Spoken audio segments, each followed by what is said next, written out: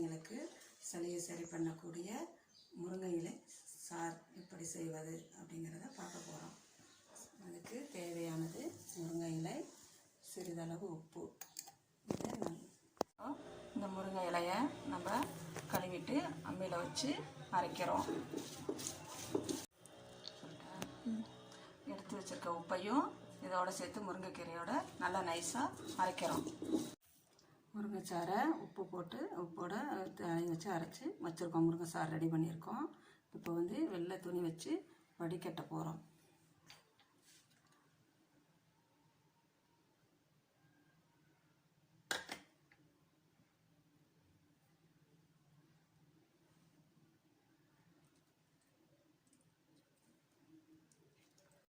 இப்போ சாறு ரெடி பண்ணிட்டோம், வடிகட்டிட்டோம்.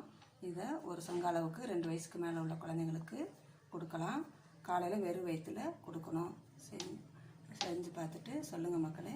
வணக்கம், நன்றி.